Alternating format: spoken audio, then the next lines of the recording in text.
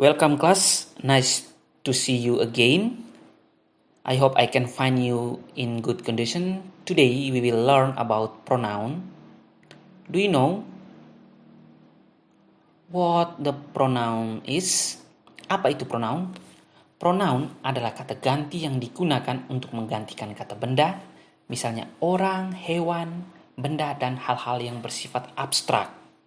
Misalkan kita ambil contoh kata kebaikan. Kata kebaikan itu adalah kata benda, tetapi yang tidak bisa dilihat. Dan kalian bisa temukan kata-kata lain. Dan pada kesempatan ini, kita ambil contoh saja. Misalkan seorang temanmu, katakan saja namanya Kobus. Ketika kita menjelaskan dia tanpa menggunakan pronouns, itu kesannya akan sangat kaku membosankan. Misalnya seperti ini. That is Kobus. Kobus is a student. I am Kobus' friend. Kobus said that Kobus wants to join English club. Itu Kobus. Kobus adalah seorang pelajar. Saya adalah temannya Kobus. Kobus berkata bahwa Kobus akan bergabung dalam klub bahasa Inggris. Penggunaan Kobus yang berulang-ulang membuat kalimat-kalimat ini menjadi membosankan. Kesannya tidak bagus.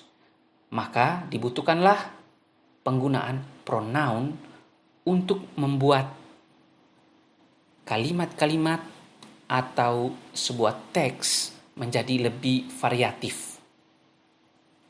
Kita ambil contoh seperti ini. That is Kobus. He is a student. I am his friend. Kobus said that he wants to join English club. Itu Kobus. Dia adalah seorang pelajar. Saya adalah temannya. Kobus berkata bahwa dia ingin bergabung dalam klub bahasa Inggris. Kalimat-kalimat ini kesannya lebih bagus, lebih variatif dibandingkan dengan kalimat sebelumnya. Ini karena apa? Karena ada penggunaan pronoun di dalamnya.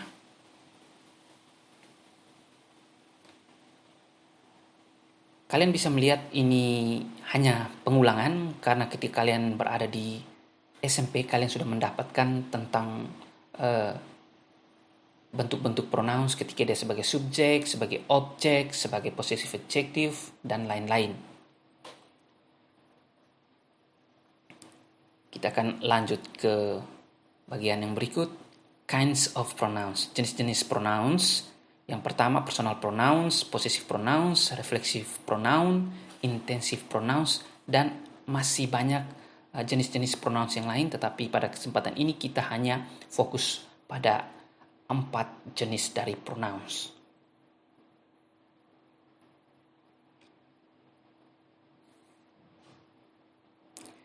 Kita akan mulai dengan yang pertama, personal pronoun. Kita mulai dengan subjective pronoun.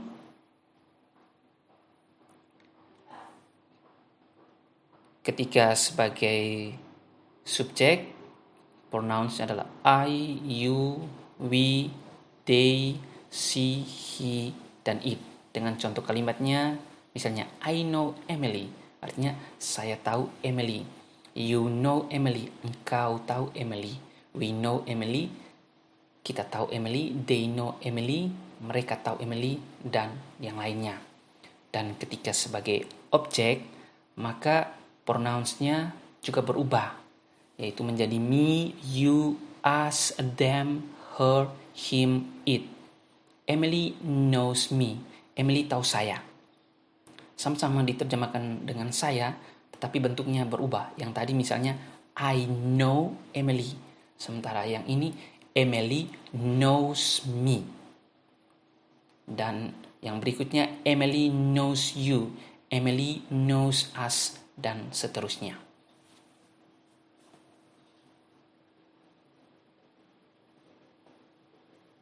Yang kedua adalah possessive pronouns. Possessive pronouns itu berarti kata ganti milik. Tentang kata ganti milik itu ada 2 jenis, yaitu possessive adjective dan yang kedua possessive pronoun. Possessive adjective itu selalu diikuti oleh kata benda, sedangkan possessive pronouns tidak pernah diikuti oleh kata benda. Contoh, this is my book. Ini adalah buku saya. Itu possessive adjective, beda dengan possessive pronouns. This book is mine. Buku ini saya punya. Atau contoh lain. That is your book. Buku itu milikmu. Beda dengan that book is yours. Buku itu kau punya. Atau yang berikutnya, these are our book. Ini buku kami. Beda dengan these books are ours. Buku-buku ini kami punya. Atau those are their books. Itu adalah buku mereka. Dan seterusnya. Yang berikut adalah reflexive pronouns. Reflexive pronouns itu berarti penggunaan kata ganti yang merujuk pada diri sendiri. Misalnya, I get myself a job. Saya mendapatkan pekerjaan untuk saya. You get yourself a job. Kamu mendapatkan pekerjaan untuk dirimu. Atau we get ourselves a job. Kami mendapatkan pekerjaan untuk diri kami sendiri dan seterusnya. Atau ada contoh lain di situ. My cat licks itself. Kucing saya menjilati dirinya sendiri. Jadi di sini reflexive pronouns itu ditambahkan dengan kepada atau untuk. Perbuatan yang dilakukan terhadap diri sendiri. Dan yang terakhir itu adalah intensive pronoun. Itu memberi penekanan terhadap subjek. Misalnya seperti ini.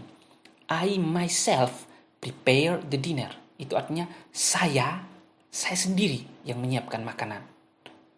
Beda dengan reflexive pronouns. Reflexive pronouns itu kepada diri sendiri. Misalnya seperti ini. I prepare the dinner for myself. Itu artinya saya menyiapkan makan malam untuk saya. Beda dengan yang ini. I myself prepare the dinner. Saya sendiri yang siapkan makan malam. Atau contoh yang lain. She herself makes a cake. Dia sendiri yang membuat kue. Atau we ourselves clean the classroom. Kami sendiri yang membersihkan kelas.